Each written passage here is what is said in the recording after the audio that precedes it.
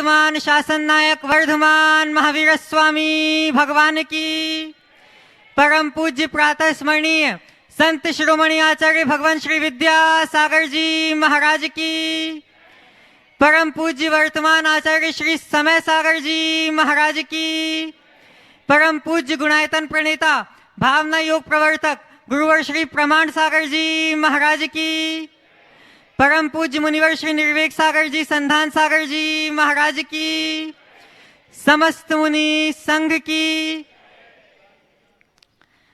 शांतिनाथ कुंतुनाथ एवं अरयनाथ भगवान की सतीशाकारी भूमि समस्तगढ़ से होने जा रहे आज के इस शंका समाधान में आप सभी का हार्दिक अभिनंदन। इससे पूर्व कि हम आज के इस सत्र को प्रारंभ करें, चलते हैं गुरु चरणों में और करते हैं प्रणिपात इस भाव से कि हमारे जीवन में भी हो सके रत्नत्रय की सुप्रभात। सभी लोग हाथ जोड़ेंगे, मस्तक झुकाएंगे और मेरे साथ बोलेंगे, हे गुरुदेव नमोस्तु नमोस्तु नमोस्तु। बंधुओं, आज के इस सत्र को हम प्रारंभ करें उससे पूर्व मैं आमंत्रित करूंगा श्रीमान आलोक जी जैन को। अच्छा, बाद में। अच्छा, इस सत्र को प्रारंभ करने के लिए हम सभी चलते हैं परम पूज्य मुनिवर श्री संधान सागर जी महाराज के चरणों में और निवेदन करते हैं कि हे महाराज श्री, आपके माध्यम से इस सत्र को गति प्राप्त हो और हम सबको अपने समाधान प्राप्त हो सके। हे महाराज जी नमोस्तु नमोस्तु नमोस्तु। आज का यह है इस अतिशय क्षेत्र समष्टगढ़ की पावन धरा पर यह सत्र प्रारंभ अपन कर रहे हैं। इसमें प्रथम प्रश्न के लिए मैं आमंत्रित कर रहा हूं। यही जो है हाँ, दिल्ली एनसीआर से इंदिरापुरम से पलट जी जैन अपना प्रश्न एक बालिका से अपन प्रारंभ करते हैं और उसके बाद में एनआईटी भोपाल से आदित्य जैन तैयार रहे, माइक वहां तक पहुंचा दें। नमोस्तु नमोस्तु। महाराज जी, मेरा प्रश्न ये है कि दिल्ली में ज़्यादातर भोपाल में ज़्यादातर शांतिनाथ भगवान जी की भगवान जी पाए जाते हैं और यहाँ पर और दिल्ली में आदिनाथ भगवान जी पाए जाते हैं, तो ऐसा क्यों है? बहुत सुंदर। देखो, भोपाल में ही नहीं, संपूर्ण मध्य प्रदेश में जितने भी हमारे प्राचीन तीर्थ हैं उनमें शांतिनाथ भगवान की बहुलता है। क्योंकि शांतिनाथ भगवान के साथ वे शांति के कर्ता जुड़े हुए, इस वजह से इधर शांतिनाथ भगवान का ज़्यादा चलन है। और एक पाहन श्रेष्ठी नाम का एक व्यक्ति था जिसकी शांतिनाथ भगवान के प्रति अटूट भक्ति थी। उसने अपने जीवन काल में अनेक जगह शांतिनाथ भगवान की प्रतिमाएं विराजमान किया। उसके विषय में कहा जाता है कि उसका रांगा चांदी बन गया। ऐसा दिल्ली में आदिनाथ भगवान की प्रतिष्ठा ज़्यादा इसलिए क्योंकि विगत दिनों में ये निर्णय लिया गया कि भगवान ऋषभदेव जैन धर्म के संस्थापक है, इसकी अधिक से अधिक लोगों को जानकारी पहुँचे। और इसकी शुरुआत दिल्ली से हुई, तो दिल्ली में आदिनाथ भगवान की प्रतिष्ठा अधिक हुई, ऐसा समझना चाहिए। महाराज श्री, एक और प्रश्न है। बोलो। महाराज श्री, जैसे आज आपने बताया कि आप यहाँ पे ध्यान करते हैं, तो जैसे हम हर संडे यहाँ पे आके भावना योग करें तो क्या हमारी उससे बुद्धि बढ़ेगी? बिल्कुल बढ़ेगी। आशीर्वाद। आदित्य जैन भोपाल अपना प्रश्न कर रहे हैं, उसके बाद में डॉक्टर निशी गोदा भोपाल। नमोस्तु महाराज जी, इक्षामी महाराज जी। महाराज जी, जैन धर्म भाव प्रधान धर्म बोला जाता है, तो मेरा ये प्रश्न था कि ऐसा बोला जाता है कि मूवी देखते हैं हम लोग तो उसमें जो हिंसा होती है तो उसका पाप लगता है। क्या? मूवी देखते हैं जब, तो उसमें हिंसा होती है तो उसमें पाप लगता है। पर महाराज जी, अगर मूवी में कोई अच्छा कार्य हो रहा है, देशभक्ति का कार्य हो रहा है या कोई किसी की जीव रक्षा कर रहा है, तो उसका पुण्य भी मिलता है क्या? देखो, ये बात सही है, अच्छे भाव का परिणाम अच्छा और बुरे भाव का परिणाम बुरा होता है। मूवी तुम लोग देखते हो, अच्छी मूवी कितनी होती है और बुरी मूवीज कितनी होती है बता दो। अच्छी तो कम होती है महाराज जी। तो फिर रेशियो क्या होगा पुण्य और पाप का? ज़्यादा होगा। अगर अच्छी हो तो दिल भर कर देखो और बुरी हो तो यथासंभव बचो, यही इसका रास्ता है। ठीक है। डॉक्टर निशी गोदा भोपाल अपना प्रश्न कर रहे हैं, उसके बाद में गुणायतन के संस्थापक सदस्य और अनन्य गुरुवत अमित जी तड़ैया भोपाल। समस्त मंचासीन मुनिराजों के चरणों में कोटि से नमन, कोटि से नमन, कोटि से नमन। चुल्लक जी महाराज को इच्छामी इच्छामी इच्छामी। हे गुरुवर, जैसे एक पेशेवर अपराधी होता है, वो बार बार सज़ा भी काटता है, अपराध भी करता है, जेल जाता है, समझता भी है, वहाँ क्षमा याचना कराता है और बाहर आके पुनः अपराध करता है। बस वैसा ही मेरा भी हाल है। बार लगातार अपनी आत्मा को इतने दुख देने के बाद भी, और बार बार अब जाते हैं, मंदिर जाते हैं, अतिक्रमण करते हैं, क्षमा याचना करते हैं, आपकी वाणी सुनते हैं, कुछ अकल आती है, पर फिर जो वो आज जब टाइम ख़त्म होता है वापस से उसी चीज़ में लग जाते हैं और वापस से आत्मा बोझ तले दब जाती है। हे गुरुवर, ऐसे अपराधी को सज़ा दीजिए जिससे वो आगे इतना घबरा जाए कि ऐसे अपराध ना करे या फिर कम करता चला जाए और एक दिन सही मार्ग पर पहुँचे। आपने बात बिल्कुल सही कही है। आज के आम मनुष्यों की दशा पेशेवर अपराधियों जैसी हो गई, लेकिन थोड़ा सा इसमें अंतर है। पेशेवर अपराधी इरादतन अपराध करता है और धर्म के मर्म को समझने वाला व्यक्ति से अपराध हो जाता है। अपराध करना और अपराध होना, इसमें बड़ा अंतर है।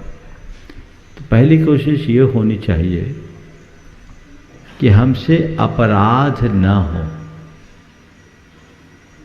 यदि इतना हम संभाल लेते हैं तो बहुत बड़ा लाभ हो सकता है। ये चीज़ें अच्छे अच्छे साधकों के साथ भी होती है। आचार्य पूज्यपाद ने इस संदर्भ में एक बहुत गहरी बात लिखी, जो बड़े बड़े योगियों के संदर्भ में उन्होंने लिखी। जाननपि आत्मनस्तत्वं विविक्तम भावयन्नपि पूर्व विभ्रम वसात चेतो भूयः भ्रांतिम अभिगच्छति। कि आत्मतत्व को जानते हुए, एकांत में उसकी भावना भाते हुए भी पुराने संस्कारों के कारण ये आत्मा वापस गलत दिशा में चले जाता है।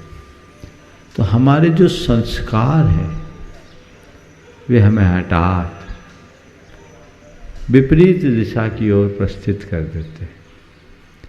तो हमें चाहिए कि हम अपने संस्कारों को जीतने का अभ्यास करें। संस्कारों को जीतने का एक ही रास्ता है, नित्य भावना भाई।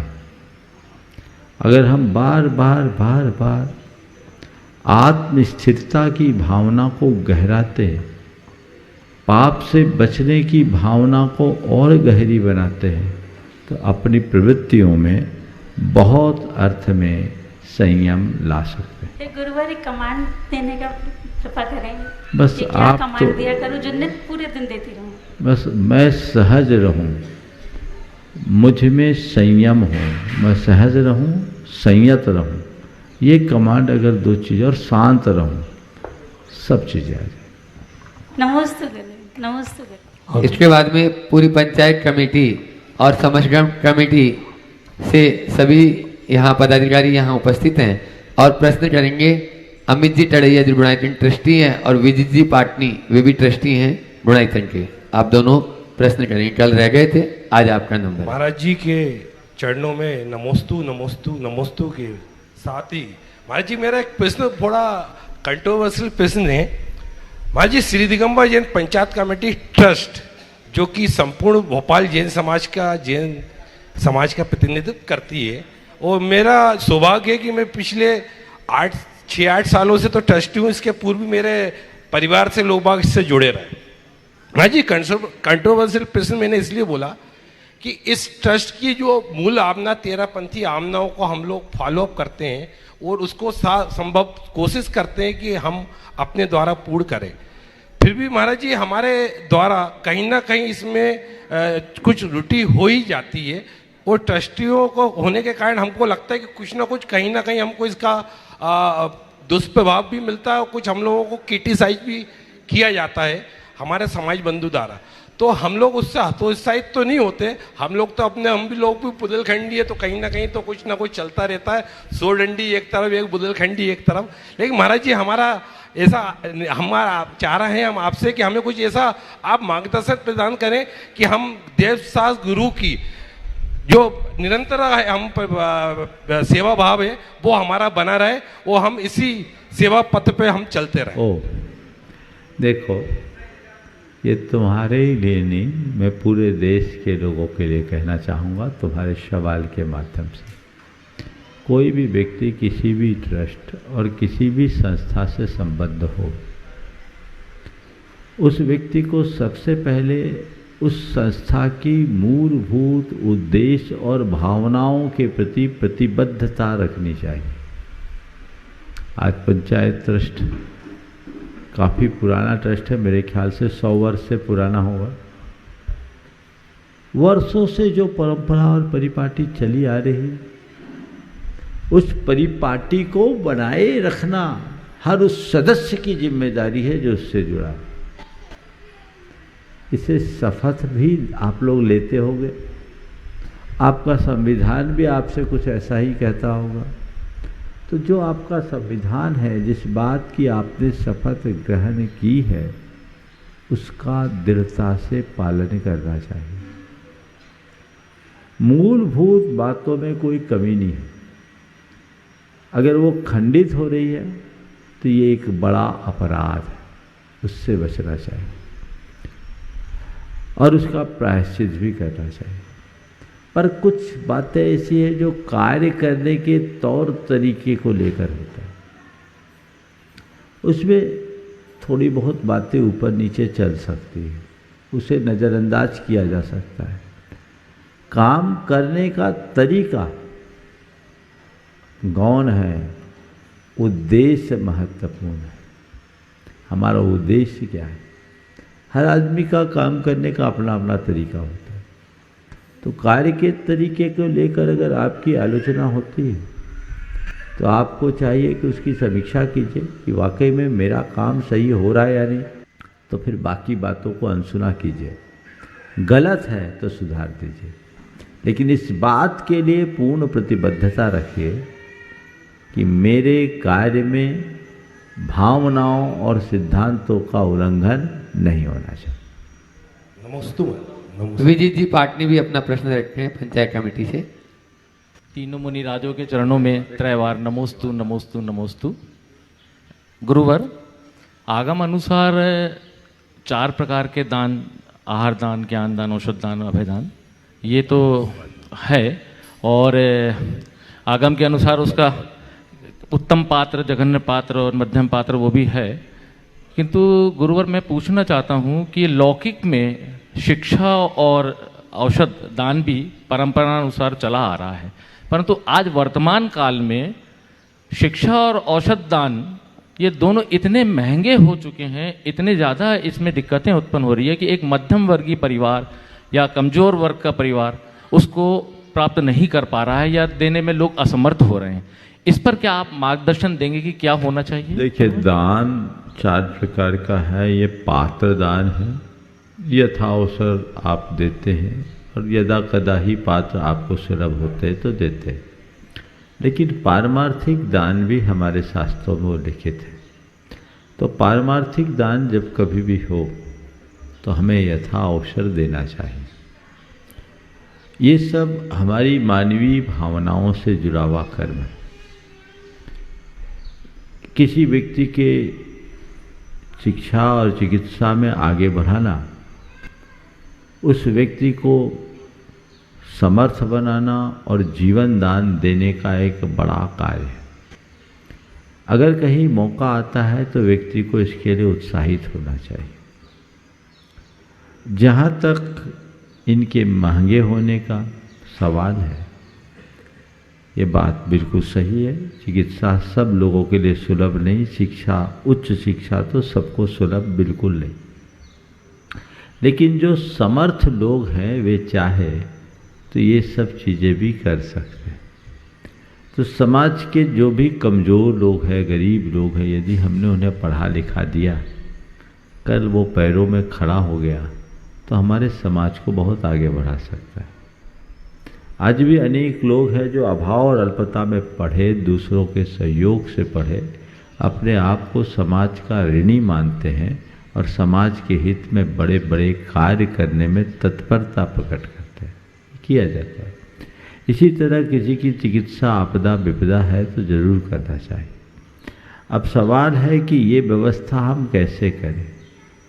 कल जो मैंने एक उत्तर में दिया था वो बात आज पुनः दोहराता हूँ। मंदिर कमेटियों में, हमारी सामाजिक संस्थाओं में एक मद ऐसे कार्यों के लिए भी होना चाहिए। यद्यपि हमारे धार्मिक सामाजिक संस्थानों के उद्देश्य बहुत बड़े होते हैं, उनके बहुत सारे कार्य होते हैं, इसलिए प्राथमिकताएं बदल जाती हैं, लेकिन उन सब कार्यों के साथ ये भी एक महत्वपूर्ण कार्य है। जब तक समाज समर्थ नहीं होगी हम धर्म स्थिर नहीं रख सकते। समाज और धर्म दोनों एक दूसरे के पूरक है। धर्म समाज को अनुशासित करता है तो समाज धर्म को संरक्षण देता है। न धर्मो धार्मिकैर बिना, धर्मात्मा के बिना धर्म नहीं टिक सकता। इसलिए यदि कोई धर्मात्मा आपत्ति विपत्ति से ग्रसित होता है तो हमारी जिम्मेदारी है कि हम उसके सहयोग के लिए आगे बढ़े और उसकी आपत्ति विपत्ति का निवारण कर उसे समर्थ बनाए। हर स्तर पर ये काम करना चाहिए और लोगों को अपने आय का एक हिस्सा ऐसे पुनीत कार्यों में भी लगा करके चलना चाहिए ताकि लोग आगे बढ़ सकें। आलोक जी जैन साहब भी अपना प्रश्न रखें। प्रश्न नहीं हो, अपनी प्रश्न है तो प्रश्न भी कर दो, अपनी बात भी रख रहे हैं और इसी क्रम में हाँ दोनों काम कर रहा है। आलोक पंचरत्न, आलोक जी पंचरत्न। नमोस्तु महाराज जी, नमोस्तु महाराज जी। मेरी जिज्ञासा यह है कि हम लोग अनेकों बार ऐसे अवसर आते हैं जब सामाजिक दायित्वों का निर्वहन करते करते हम लोगों के व्यक्तिगत संबंध दांव पे लग जाते हैं। कई मामले ऐसे आते हैं जो समाज से जुड़े हुए होते हैं और समाज के लोगों के बीच के होते हैं, लेकिन उनमें विरोधाभास होता है व्यवस्था और उन लोगों के साथ में। तो ऐसी परिस्थितियों में हमें कौन से दायित्वों का निर्वहन करना चाहिए, ये मेरा विषय है। देखो, सामाजिक दायित्व का पालन करना एक बड़ी जिम्मेदारी है, निभाना चाहिए। जहाँ तक ऐसे दायित्वों के पालन में आपसी संबंधों के बिगड़ने का सवाल है, उसमें व्यक्ति को अपनी कुशलता का पालन करना चाहिए और एक बात को अपने हृदय में अंकित कर लेना चाहिए कि व्यवस्था के लिए कमेटी है, कमेटी के लिए व्यवस्था नहीं। यदि किसी कार्य में समाज का हित होता है और व्यक्तिगत अहित भी होता है तो उसमें हमें हित मानना चाहिए। किसी कार्य में व्यक्तिगत हित हो रहा है और सामाजिक अहित हो रहा है तो उसे अहित मानना चाहिए। कोशिश ऐसी करनी चाहिए कि कोई भी कार्य करे तो उसमें इतनी मधुरता हो कि काम भी बन जाए और बात भी न बिगड़े, क्योंकि रहना तो तुम्हें समाज में ही है। तुम्हारी सरकार तो 3 साल और 5 साल में बदल जाती होगी। कितने साल की? 3 साल की। तो ये तो बदलते रहेगी। समाज तो स्थायी है। संबंध बिगाड़ करके रहने से कई तरह के अवांछित तनाव हावी होते, तो उनसे यथासंभव बचना चाहिए और ऐसी परिस्थितियों को टालने का प्रयत्न करना चाहिए। आप लोग बहुत होशियार हो इस मामले में, आपके पास इतनी कुशलता है किस बात को पालना है और किस बात को टालना है। तो ये चीज़ें करके बहुत तरीके से काम को आगे बढ़ाया जा सकता है। हाँ, आज अपने बीच में इस सभा में वृक्ष मित्र की जिनको उपमा है, ऐसे भोपाल के अपने सुनील जी दुबे हैं। जोरदार तालियों से उनका स्वागत अभिनंदन करें। आलोक भाई बुला रहे हैं और पूरी पंचायत कमेटी आ जाएगी। और उनका स्वागत अभिनंदन करेंगे। विराजमान शांतिनाथ अरयनाथ कुंथनाथ भगवान की। बोलो बोलो छोटे बाबा संत सोमणी आचार्य गुरुवर विद्यासागर जी महामुनिराज की।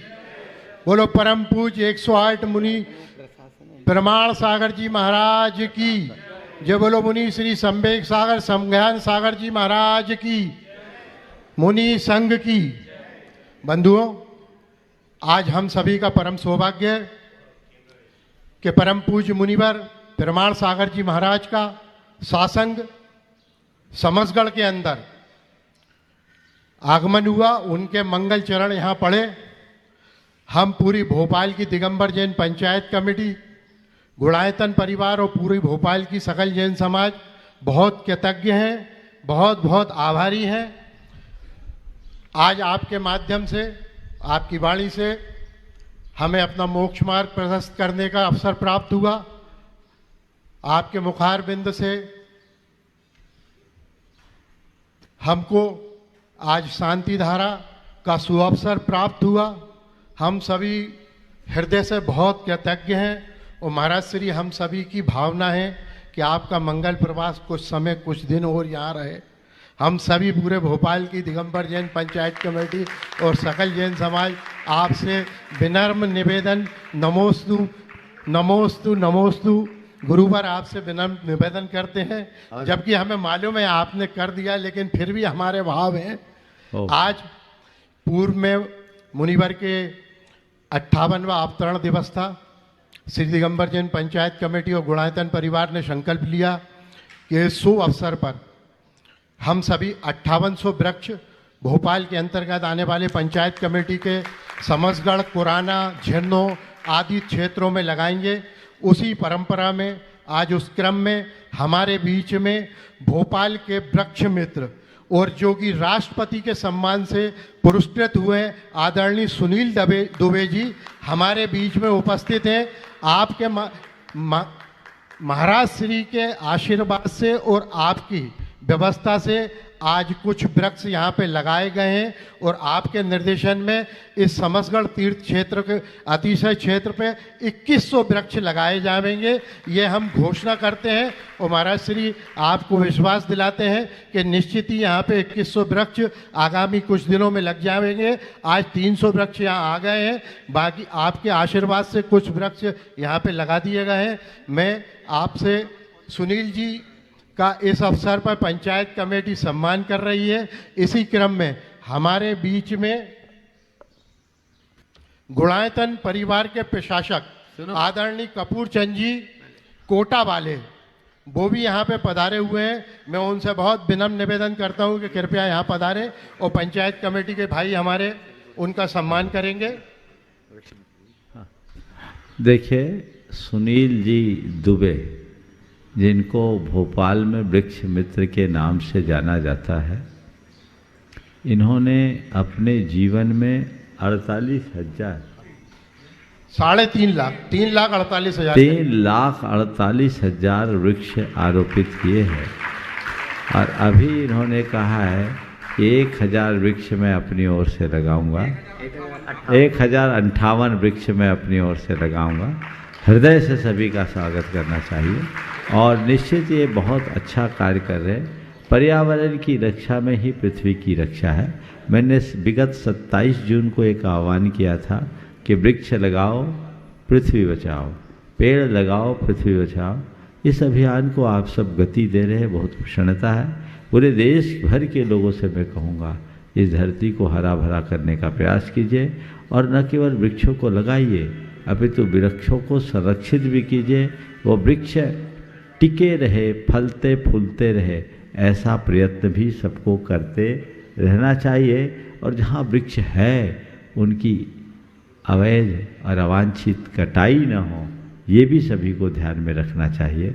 और उसके लिए हमेशा अपने आवाज़ बुलंद करते रहना चाहिए ताकि इस धरती को संरक्षित रखा जा सके। दुबे जी के इस कार्य के लिए बहुत बहुत आशीर्वाद। और आपका कोई सवाल है तो सवाल भी कर सकते हैं। दूसरी ओर कपूर चंद जी जो कोटा से है, ये बड़े समर्पित कार्यकर्ता, पिछले 8 वर्षों से अवैतनिक मानद सेवा अपनी ये समर्पित कर रहे हैं और इनका ज़्यादातर समय गुनायतन में ही बीतता है। एक बार ऐसे कार्यकर्ताओं का हृदय से अभिनंदन। आपका वंदन, अभिनंदन। महाराज जी, सिर्फ 1 मिनट और आप सभी को बताना चाहूँगा कि शांतिनाथ अरेनाथ कुंथनाथ भगवान का 1995 में शांगो पांगो हुआ था। उस समय महाराज श्री के माध्यम से ही उसको सूर्य मंत्र दिया गया था। ये बहुत ही हर्ष और प्रफुल्लित के बात है और आपके माध्यम से ही ये प्रेरणा दी गई थी। जो बाहर यहाँ पे साइड में पार्श्वनाथ भगवान की प्रतिमा रहती थी, उसका ये जो यहाँ जिनालय बना हुआ है पंचरत्न परिवार के द्वारा, ये वाला जिनालय की प्रेरणा भी महाराज श्री के द्वारा ही दी गई थी। ये संपन्न हुआ। और चौक का जो जिनालय है, जब महाराज श्री का प्रमाण सागर जी, समता सागर जी और निश्चय सागर जी का भोपाल प्रवास हुआ था, तो चौक का आदिनाथ भगवान का जो जिनालय सबसे प्राचीन 200 वर्ष प्राचीन जिनालय है, उसके जीर्णोद्धार की प्रेरणा और जो उसके ऊपर शिखर नहीं था, शिखर था एक सूचक था, वो 1 फीट का जो कि चद्दर से ढका रहता था, क्योंकि नवाबी काल रहा है, तो उसकी प्रेरणा भी महाराज श्री के माध्यम से ही दी गई थी। आज 121 फीट के ऊपर शिखर जाके भोपाल में दिगंबर जैन समाज की आन बान शान के प्रतीक है। ये सारा कार्य महाराज श्री प्रमाण सागर जी महाराज की प्रेरणा से ही संपन्न हुआ है। पूरी भोपाल की दिगंबर जैन समाज ताउम्र आपकी कृतज्ञ है, आभारी है। बहुत बहुत बहुत लोडो मार्ग भी जो बता रहे हैं, ऐसे वृक्ष मित्र सुनील जी दुबे अपना प्रश्न रखें और उसके बाद में कपूर चंद जी तैयार रहेंगे। मेरा एक विनम्र अनुरोध है, जब कोई आलोचना करता है, जिस वक्त मेरे कार्य की कहीं कोई आलोचना होती है, तो मुझे अति प्रसन्नता होती है कि मैं कुछ कर रहा हूँ, ऐसा मुझे प्रतीत होता है। जब आलोचना होती है तो मैं आलोचक का बहुत आभारी होता हूँ कि वो मेरे प्रति जो है वो आलोचना कर रहा है, उसमें इतना साहस है कि किसी की आलोचना कर रहा है वो। और जब कोई मुख पे आलोचना करता है या कहता है, तो मैं उसके हाथ जोड़ लेता हूँ कि आप जो हैं इतने अच्छे हैं और इससे भी अच्छे बने और मुझे और प्रेरित करें कि मैं इससे अच्छे काम करूँ। तो क्या ये मेरी खुशी जायज़ है? गुरुदेव का एक हाइकू है, उसमें आपका उत्तर है। आलोचन से लोचन खुलते, आलोचन से लोचन खुलते, सो स्वागत है। समझिए, हमें जरूर स्वागत करना चाहिए। बहुत बहुत अच्छी बात है। और ऐसे अपनी आलोचना को सहने वाले लोग बहुत विरल होते हैं और जो उसे सह पाते हैं वही कुछ कर पाते हैं। और अब अगला नमस्तु। तो एक अभी कमला पार्क से हम हिंदी भवन के लिए चलते हैं, तो डिवाइडर निकाले गए हैं। वहाँ से जो है वो BITS ने डिवाइडर निकाल दिए हैं और बीच के अंदर सेंट्रल वर्जन बनाया है। तो आपके नाम से जो है मैं वहाँ नीम के पौधे और वहाँ पर जो है अमलतास के पौधे, पारिजात के पौधे, मधुकामनी के पौधे वो रोपना चाहता हूँ। और समाज के लोग जो हैं हमारे साथ में जुड़ें। मैं कल से ही जो है वो लगभग 40 पौधे वहाँ पे लगाने का इच्छुक हूँ कि उस जगह पे 40 पौधे कल लगा दिए जाएंगे। और 6 तारीख को जो मैंने 1058 पौधे गए हैं, वो 6 तारीख को जो है कलियासोट डैम पे जो है वहाँ पे लगाए जाएंगे। हमारी सारी व्यवस्था हो गई है, गड्ढे खुद गए हैं, सारी तैयारी है वहाँ पे हमारी। बहुत सुंदर, सभी को इनका सहयोग देना चाहिए। बहुत उत्तम काम, बहुत। और अब आवाज दे रहा हूँ। नमस्ते। होसान बजाज जी, सोनल जी बजाज, आप भी अपना प्रश्न पूज्य महाराज श्री चरणों में रखे हैं। बजाज श्री ज्वेलर्स भोपाल। महाराज श्री के चरणों में कोटिता नमोस्तु नमोस्तु नमोस्तु।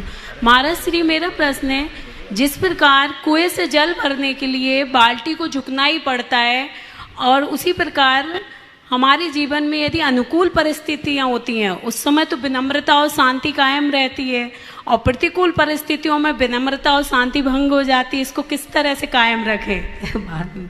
जैसे जल भरने में हम तत्परता दिखाते हैं, वैसे ही यदि हम अपनी स्थिति को संभालने की तत्परता दिखाएं तो ये चीज़ें घट सकती। जल भरने में तत्परता इसलिए होती है क्योंकि हमें जल की उपयोगिता समझ में आती है। उसी तरह शांति और विनम्रता भी हमारे अंदर में तब आ सकेगी जब हम उनकी उपयोगिता और प्रासंगिकता को समझ सकेंगे। हम लोगों के साथ विडंबना है कि हम बातें शांति की करते हैं लेकिन काम सारा अशांति का। शांति के कार्य में हमारी प्राथमिकताएं गौण हैं, हम उनकी उपयोगिता उतनी नहीं जानते। ज़्यादातर लोग ये कहते गुस्सा नहीं करेंगे तो हमारा काम ही नहीं चलेगा, है ना। तो ये सोच बदलनी होगी और सोच को इस तरह से डेवलप कीजिए कि हम गुस्से की जगह शांति से ज़्यादा अच्छा काम कर सकेंगे। धीरे धीरे परिवर्तन आएगा। नमोस्तु महाराज। लघु उद्योग निगम के होसान जी भी अपना प्रश्न रखे हैं। होसान बजाज और उसके बाद तैयार रहेंगे लघु उद्योग निगम से शरद जी सेठी यहाँ पर उपस्थित हैं, वे अपना प्रश्न रखेंगे। महाराज जी, कसम कलम और कदम तीनों को कसम कलम और कदम तीनों को सोच समझ के रखना चाहिए। जिंदगी का हर कदम सही रखें, इसका निर्णय कैसे करें? कसम कलम और कदम सोच समझ के रखना चाहिए। आपने बहुत अच्छा सवाल किया है। जीवन का हर कदम अच्छा रखे, इसके लिए क्या करना चाहिए? 2 काम करना चाहिए। सबसे पहला तो इस बात के लिए संकल्पित होना चाहिए कि हम अच्छा कदम ही रखेंगे। और दूसरी बात, यदि कभी कोई गलत कदम उठाया तो उसके अनुभव से सीख लेना चाहिए और तय कर लेना चाहिए ऐसा कदम हम कभी नहीं कर पाएंगे। अनुभव और संकल्प मनुष्य को उपलब्धियों के शिखर तक पहुंचाते हैं। तो हम अच्छे संकल्प लें और उनके पीछे अनुभवों को साथ में जोड़ें, आगे बढ़ें। शरद जी सेठी अपना प्रश्न रख रहे हैं, उसके बाद में अजय जी टड़ैया भोपाल। मुनि संघ के चरणों में नमस्तु नमस्तु नमस्तु। महाराज श्री, वर्तमान समय में भारतवर्ष में जिस समुदाय की जनसंख्या या जिस समाज की जनसंख्या ज़्यादा होती है उसे ही प्रतिनिधित्व और महत्व बहुत अधिक मिलता है, लेकिन कुछ वर्षों पहले ऐसा नहीं था। केवल मध्य प्रदेश में अगर देखें तो कुछ वर्षों पहले मध्य प्रदेश के 5 मुख्यमंत्री मिश्रलाल जी गंगवाल, प्रकाश चंद्र जी सेठी, सुंदरलाल जी पटवा, वीरेंद्र कुमार जी सकलेचा, हृदय मोहन जी जैन रहे हैं। हृदय मोहन जी ने तख्तमल जैन, हाँ, तखतमल जी जैन साहब रहे हैं। राइट, तखतमल जी जैन साहब रहे हैं। 5 मुख्यमंत्री रहे हैं। तो हमें अपना जैन समाज का प्रतिनिधित्व प्रभाव बढ़ाने के लिए क्या क्या कदम उठाना चाहिए, कृपया मार्गदर्शन प्रदान करें। राजनीतिक परिस्थितियां बदल गई और हमारी सामाजिक प्रतिष्ठा भी उससे प्रभावित हुई। जिस समय भारत स्वतंत्र हुआ था तो हमने सुना है पहले संसद में बहुत संख्या में जैन सांसद थे। कितने? 52। अब आप हिसाब लगा लो, 540 में 52 तो रेशियो क्या था। और अब की स्थिति बिल्कुल अलग है। तो ये चीज़ें गंभीर है, इस पर हमें विचार करना चाहिए।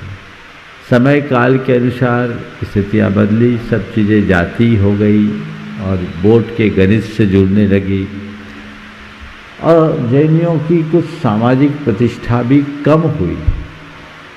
उसके पीछे कहीं न कहीं हम लोग भी जिम्मेदार हैं। एक समय था जब कहीं एक घर भी जैनी का होता था तो पूरे इलाके में उसका बोल बाला था। आज वो कम हो गया। इसके कारणों की समीक्षा करनी चाहिए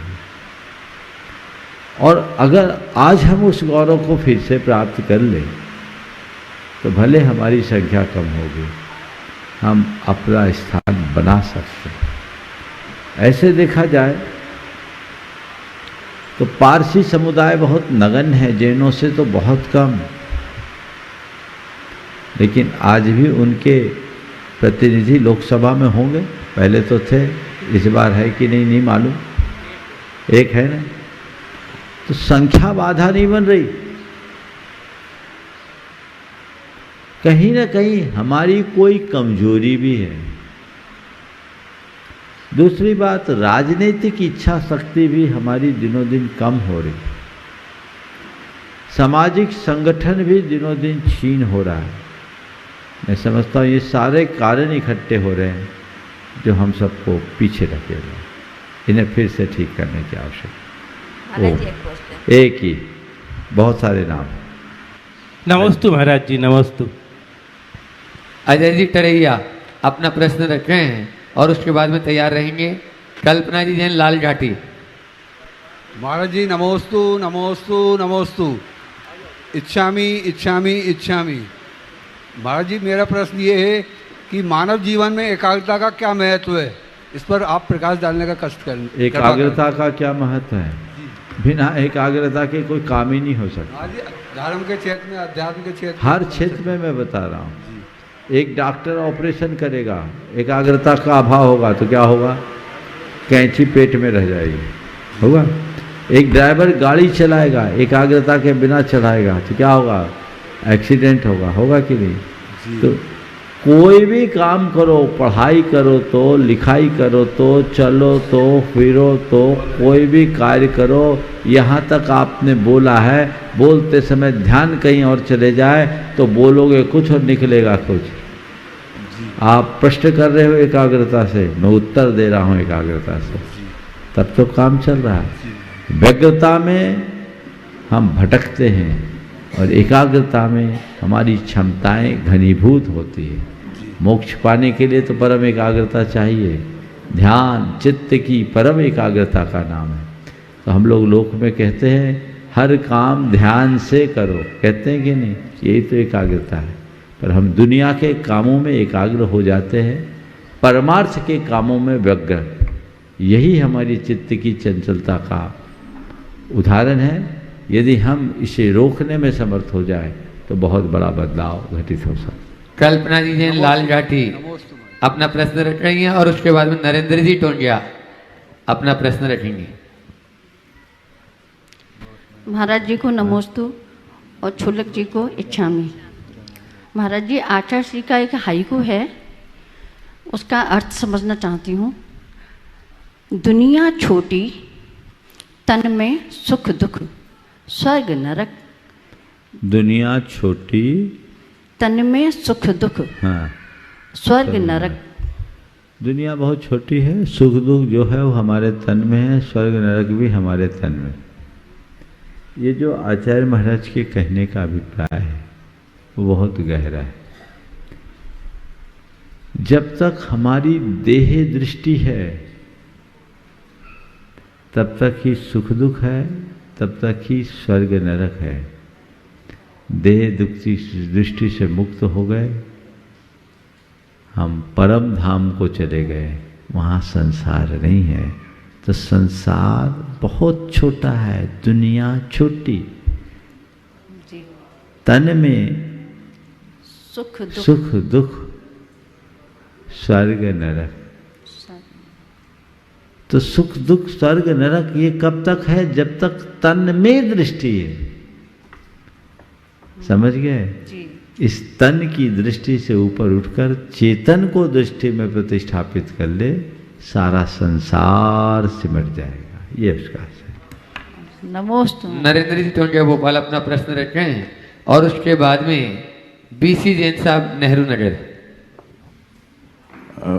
नमस्तु गुरुवर, नमस्तु नमस्तु। गुरुवर बहुत ही बुरा लग रहा है कि आप इंदौर की तरफ जा रहे हैं। पुनः एक बार निवेदन है गुरुवर, एक बार पुनः आप सोचें और भोपाल को ये चौमासा करने के लिए हमें निर्देश दें महाराज श्री। बहुत बेकार बुरा लग रहा है तो भोपाल में क्यों रुके? चलो मेरे साथ, अच्छा लगेगा। तुम लोग कहते तो हो बुरा लग रहा है, लेकिन अच्छा लगेगा तो वापस वहीं लौट के जाओगे। हाँ, नहीं जाएगा तो पक्का तय कर लो कि अब महाराज आपके ही साथ चलते हैं, लौटेंगे तो आपके ही साथ लौटेंगे। गुरुवर आपके आदेशानुसार जो वृक्षारोपण का कार्यक्रम था वो कल से शुरू हो गया है। कल हमारे परसों से शुरू हो गया। हमारे रोहित सुगंधी लाल जी ने 280 पेड़ कल लगाए हैं। अभी रोटरी के माध्यम से और बाकी सब माध्यमों से भी हम लोग पेड़ लगाने जा रहे हैं महाराज जी। और कल मिनाल रेसिडेंसी में भी हम लोग पेड़ लगाने के लिए जा रहे हैं महाराज जी। बहुत कोशिश करेंगे महाराज जी कि जो टारगेट आपने दिया है उसको पूर्णतः कोशिश करेंगे। बहुत सुंदर, एक बार जोरदार अभिनंदन कर दीजिए। बहुत बढ़िया। चलिए बीसी जैन साहब नेहरू नगर भोपाल अपना प्रश्न रखें, उसके बाद में बबीता जी आष्टा। नमस्ते महाराज जी। महाराज जी, कई ग्रामीण क्षेत्रों में मैं जाता हूँ, वहाँ प्राचीन जैन मंदिर हैं और मैं ये देख रहा हूँ कि जैन मंदिरों का निर्माण बहुत तेज़ी से होता जा रहा है। जितनी भी कॉलोनी बनती है वहाँ भी जैन मंदिर हो जाते हैं, जहाँ 4-5 घर भी हैं वहाँ भी जैन मंदिर हो जाते हैं। लेकिन ग्रामीण क्षेत्रों में कई जैन मंदिरों को ऐसा देखा है जहाँ पूजन और जो है उसकी देखभाल करने के लिए कोई भी नहीं है। बड़ा दुख होता है और ऐसा लग रहा है कि जैन मंदिर जितनी तेज़ी से बढ़ रहे हैं उतनी तेज़ी से जनसंख्या जैन लोगों की कम होती जा रही है। इसका भविष्य क्या है वो जानना चाहता हूँ। देखिए, ये बात सही है कि जैन मंदिरों की संख्या बढ़ रही है और ये बात भी सही है कि जैनों की संख्या घट रही है ना। अगर इसे हम सकारात्मक रूप से देखें तो हम ये कह सकते हैं कि आने वाले लंबे समय तक जैनत्व का बोध होता रहे, वो प्रयत्न आज की पीढ़ी कर रही है। जैन रहेंगे या न रहें, हमारे ये धर्मायतन बताएंगे कि कभी इस धरा पर जैन रहा करते थे। आज ये समसगढ़ पूर्ण निर्जन है ना, निर्जन क्षेत्र है। इस निर्जन क्षेत्र में हम आते हैं, यहाँ जो पुरावशेष मिले, भगवान के बिंब मूर्तियाँ मिल रही है और इतना विशाल मंदिर, इतने भव्य भगवान शांतिनाथ, कुंथनाथ, अरनाथ और पार्श्वनाथ को देखकर क्या लगता है कभी यहाँ जैनों का आवागमन और प्रवास रहा होगा, कहते हैं। तो आज भले जैन नहीं है, जैन कम हो रहे हैं, पर हमारे जैन धर्मायतन रहेंगे तो कल वो हमारे इतिहास की अमर गाथा बनेंगे कि नहीं बनेंगे। इसलिए इस बात को लेकर के परेशान मत हो कि जैन घट रहे हैं और मंदिर बढ़ रहे हैं। ये भाव जगाओ कि जैसे मंदिर बन रहे हैं वैसे हम जैन भी बनाएं, जैन बनाने का भी काम करें। मंदिर के साथ साथ यदि हम जैनों को बनाने का काम करते हैं तो बहुत बड़ी उपलब्धि होगी बंधुओं। ये समसगढ़ की बात मुझे याद है 1995 का जब चातुर्मास हुआ था, तब हम लोगों ने प्रेरणा दी थी यहाँ जीर्णों के मंदिर और भोजपुर के जीर्णोद्धार की। यहाँ का जीर्णोद्धार भी उसी समय हुआ था और नंदन जी की उसमें बहुत बड़ी भूमिका थी पंचरत्न परिवार से। और हम लोग यहाँ आए थे तब यहाँ कुछ भी नहीं था, कायदे से ठहरने की भी व्यवस्था ढंग की नहीं थी, लेकिन बहुत भव्यता के साथ संपन्न हुआ। आज यहाँ दर्शन करके मन गदगद हो गया। हम लोग उसी भाव से आए थे कि चलो एक लंबा अंतराल हो गया, दर्शन करना चाहिए। क्षेत्र पंचायत के प्रयासों से काफ़ी अच्छा विकसित हुआ है। मैं पूरी कमेटी को इस बात के लिए आशीर्वाद देता हूँ कि इस कार्य के लिए लगे। खासकर इसमें पंचरत्न परिवार बहुत तत्परता से जुड़ा है और जुड़े रहे और काम को करते रहे ताकि हम अपने लक्ष्य को अच्छे से प्राप्त कर सकें। नमोस्तु महाराज जी, नमोस्तु महाराज जी। बबीता जी आज अपना प्रश्न रख रही है और उसके बाद में हाँ बोलो। नमोस्तु महाराज जी, नमोस्तु नमोस्तु महाराज जी। मेरे ये प्रश्न है कि नमोकार मंत्र की जाप करते 1.25 लाख जाप मंत्र से कहलाती कि गिनती से कहलाती? मंत्र से, ठीक है ना। मंत्र की जाप करते, गिनती की जाप थोड़ी होती। चलिए महाराज जी, जाप जैसे 1.25 लाख की जाप करते हैं तो 108 मंत्र 1158 माला में 1.25 लाख जाप होती है। चलिए महाराज जी, एक प्रश्न अब पूज्य महाराज श्री जी से अपन निवेदन करें, उससे पहले एक सूचना दे दूं कि आज का रात्रि विश्राम संस्कार स्कूल बिल्किसगंज में होगा और कल की आहारचर्या बेरखेड़ी में ही होगी। बेरखेड़ी बिल्किसगंज से आगे है। हाँ। वह है और कल का शंका समाधान। हाँ बोलो। और कल का शंका समाधान JEIES पब्लिक स्कूल सीहोर वालों के लिए यह है पूज्य महाराज श्री गुरुवर के आशीर्वाद से मिला है। लाइव होगा शाम के समय और वहां से यह लाइव रहेगा, आप लोग उसका लाभ लेंगे। अभी आप लोग दोनों हाथ जोड़ लें और पूज्य महाराज श्री जी श्री चरणों में अपन चलते हैं कि महाराज श्री जी आपकी शंका के द्वारा हम सबको समाधान की गंगा में अवगाहन करने का अवसर प्राप्त होगा। ऐसे पूज्य महाराज श्री चरणों में नमोस्तु नमोस्तु नमो। चलो जब तक सौरभ सौरभ उपकार एजेंसी अपने बीच में है सागर से, जो डुणाइतन के ट्रस्टी भी हैं और अनन्य गुरु भक्त हैं। ऐसे सौरभ भाई के लिए जोरदार तालियां बजा दे और वो प्रश्न रख रहे हैं उन्हीं अपना। के साथ बिहार टीम उन्हीं के साथ खड़े हो जाए। बिहार टीम पूरी उन्हीं के साथ में ही खड़ी हो जाएंगी। हाँ बोलो। वो भी बिहार टीम। हाँ मंचासीन सभी मुनि महाराजों के चरणों में सादर नमोस्तु। इच्छामी इच्छामी इच्छामी। महाराज श्री क्या हुआ? हाँ बोलो। महाराज श्री हम लोग सारे कर्म करते हैं, सब कुछ करते हैं, मगर कभी कभी हमारे किए हुए काम लोगों के बीच में, किसी के बीच में सही, किसी के बीच में गलत हो जाते हैं। हम ऐसा क्या काम करें जिससे हम सबके बीच में सामंजस्य बनाए रखें? हमारे काम किसी के लिए अच्छे और किसी के लिए बुरे हो जाते हैं, ये तो होंगे। कोई ऐसा व्यक्ति नहीं है जिसके सब काम सबके लिए अच्छे हो, लेकिन हमारी कोशिश होनी चाहिए कि हम अच्छा सोच के करें। उसके बाद हम किसी के बुरा करने की न सोचें। बुरा हो जाए तो उस तक अपनी बात रखे, पहुंचा दे कि हमने ऐसा, हमारा कोई भाव नहीं था, इरादा नहीं था, फिर भी हो गया तो हम आपसे क्षमा मांगते, मामला वहीं से लट जाएगा। हाँ चलो। हाँ पूज्य महाराज श्री जी के चरणों में नमोस्तु करते हुए वे अपना प्रश्न रखे हैं, और यदि समय रहा तो उसके बाद में रश्मि चौधरी जी का नंबर आएगा। मुनि श्री को नमोस्तु करते हुए, पिछले दिनों से एक बहुत अच्छी परंपरा चल रही है कि जो समाज के संपन्न वर्ग के श्रावक होते हैं वे सम्मिश्रकन आदि पावन तीर्थों की वंदना के लिए बहुत से श्रावकों को अपने राशि के माध्यम से सम्मित शिखर जी की वंदना कराते हैं। यहाँ तक कि जो अक्षम होते हैं डोली में बैठ कर के वो लोग भी वंदना करते हैं, तो उनकी भी व्यवस्था वो करते हैं।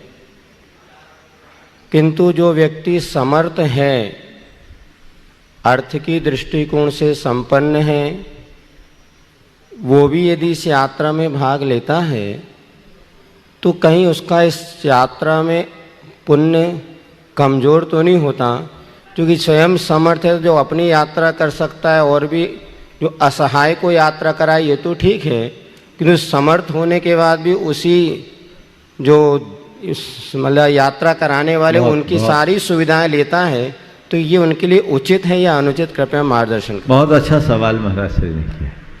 देखिए, वर्तमान में धर्म की प्रभावना बढ़ी है, और धर्म प्रभावना के इस क्रम में तीर्थ यात्रा की परिपाटी भी उत्तरोत्तर बढ़ी है। लोग सामूहिक रूप से जब तीर्थ यात्रा करते हैं, प्राय अपने सारे सगे संबंधियों को, रिश्तेदारों, मित्रों, परिचितों को लेकर के जाते हैं।